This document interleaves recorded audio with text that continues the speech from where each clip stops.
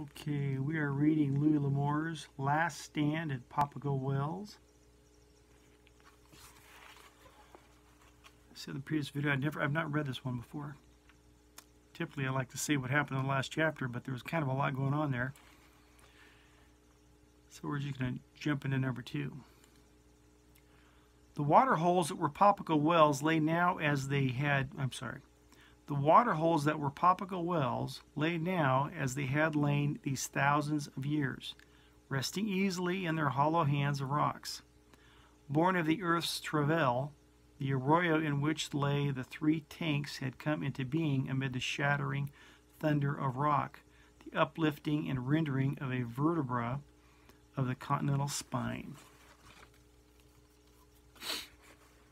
Later, Papago had come into being, spewing lava in a hot, steaming, inexorable flood over all that land that lay between Papago Wells and the Gulf of California, creating a minor hell here in this lost corner of the land. Dead volcano cones remain where they died when the fires cooled, and here and there among the fields of lava are deep craters, sunk hundreds of feet into the earth, their floors paraded with cacti, just as the lava fields are starred with cholla, biznaga, and ocotillo.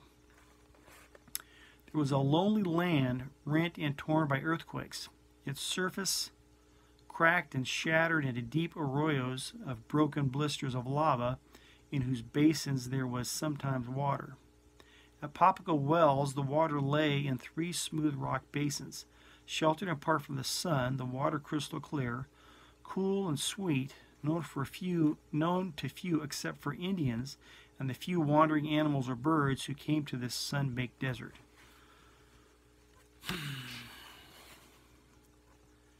In an age long gone, there had been greater rainfall, and then the rock basins were always full, and then the last of the great reptiles came to drink. And the first of the mammals, after the glaciers, retreated in that country to the north. The rainfall became less and less, the land dried out, and much of the grass disappeared. There was further rending of rock, further volcanic eruption, and the last of the reptiles vanished. A few lingering on to color the legends of the Indians who came drifting down from the north, yet much remained to tell of the passing of both reptile and mammal.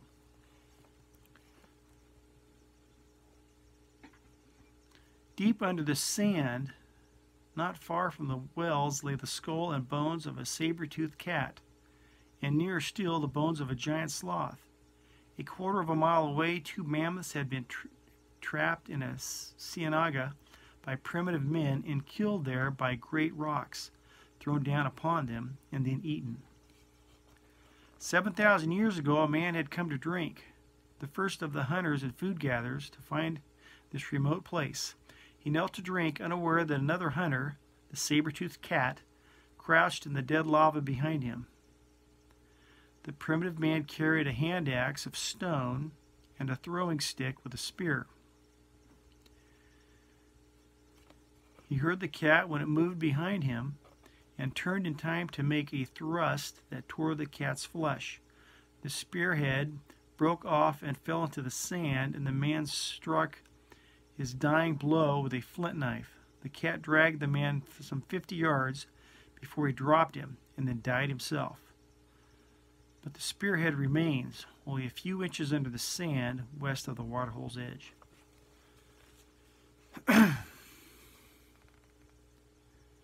Few travelers came so far south, and they came only of necessity. In normal times, there was water to the north, and in this area of some hundreds of square miles, what water there was would be found in catch basins from infrequent rains. Any traveler headed into this country did so at his own risk. Sweet, clear water lay in a large pool at Papago Wells. Water several feet deep, shadowed by walls of lava. Back of the main pool was another rock basin, smaller, more confined, with abrupt rock nearly enclosing it. While below the main tank was another scattered with boulders. In the arroyo below and near this tank was a dense thicket of ironwood, mesquite, palo verde, and catclaw. Rain had worn the rocks smooth, had cascaded over them in heavy storms, polishing them like glass. And in all the wilderness around there was nothing offering such water as this. Bighorn sheep came here to water, prowling mountain lions, occasional jaguar, coyote, and antelope. Men came more seldom, rarely stopped for long. To desert men and animals alike, Papago Wells offered the surest chance for water in many miles. The cool, dark tanks, the arroyo with its limited shade, the galeta grass, it was a place not to be forgotten. Bates Well was dry. Cipriano held little water. Gunsight was a long way behind. The Tule Wells a long way ahead. Far to the south, moving north and west, now rode a band of dark riders. Cherupatai, half Apache, half Yaqui, and all savage, was their leader. Accepted by neither tribe, from each he drew malcontents. Denied by their own people, hating the white man, living only for murder and rapine, skirting the Manteca and Espume hills of northern Sonora, they rode steadily westward, 23 rogue Apaches, riding toward a rendezvous with several smaller bands to meet on the Sonoita. Scattered to their north were a few isolated ranches or mining claims, occasional Papago or Pima Indians, and the latter were ancient enemies. A swift foray across the border, murder, loot, and burning, then they lose themselves in the deserts where they now traveled.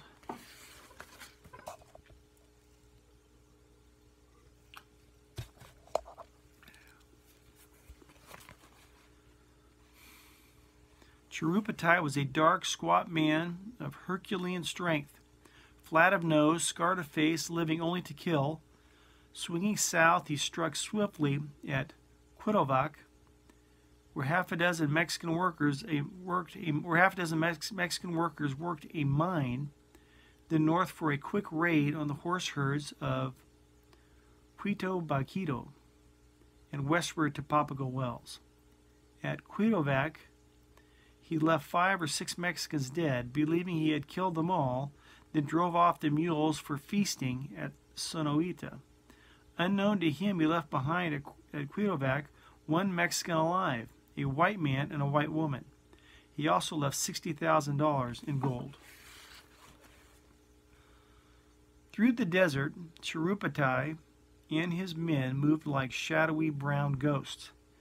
And always there lay in the back of Cherupatai's mind a memory of the still, cold waters of Papago Wells. The waterhole lay silent and alone. Shaded from the desert sun in the ironwood thicket below, a quail called. There was no other sound. A bighorn ram led his flock to drink, dipping their muzzles in the cold, dark water after the sun went down. They were still there, enjoying their proximity to water, when they heard the click of a hoof on stone, still some distance off.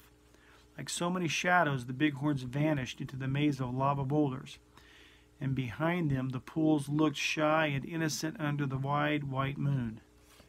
A saddle creaked nearer now, and 2 men came in from the west, conversing in low tones. "We're safe enough, Tony. If the sheriff does follow us out of Yuma, he'll stay on the trail to Gunsight, then on through covered wells and Indian Oasis." Tony Lugo was unconvinced. This Yaqui country," he said. "You Pimas are all scared of Yaquis," Jim Bapri said. "Never saw it to fail." Lugo shrugged. "Pima fight Yaqui many times, and Pima win usually." Tony Lugo was not one to harry a subject. He had said his word, and he let it remain so. If Jim Beaupre wanted to stop at Papago Wells, If Jim Beaupre wanted to stop at Papago Wells, all right. The sheriff in Yuma was a determined man, and the tall boy they had killed in Yuma was his nephew. The fight had been fair enough, and the boys had started it. The nephew and two companions hunting a reputation. They were young, but even so they should have known better, and when they jumped the two strangers, it was with careless contempt and desire to be known as having killed their man. Beaupre was an old buffalo skinner, dour, tough, weather-beaten, a man with a tang of salty humor in him, and a wicked hand with a bowie knife. Veteran of 50 Indian battles and twice that many hand-to-hand fights, he merely looked old, cantankerous, and down at heel. Lugo, well, the half-breed had scouted for the army.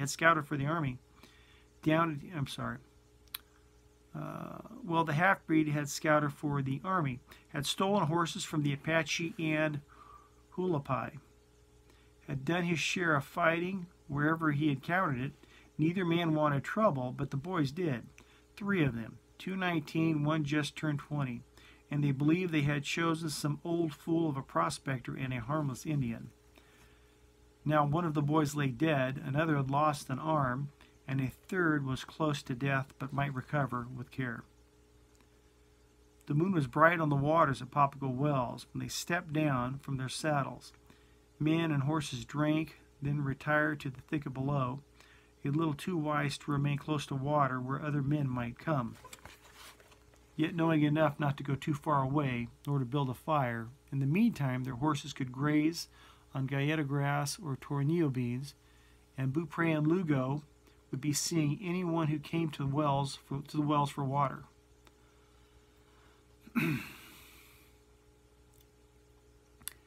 What Beaupre did not guess was that many would come to the wells and not so many would leave.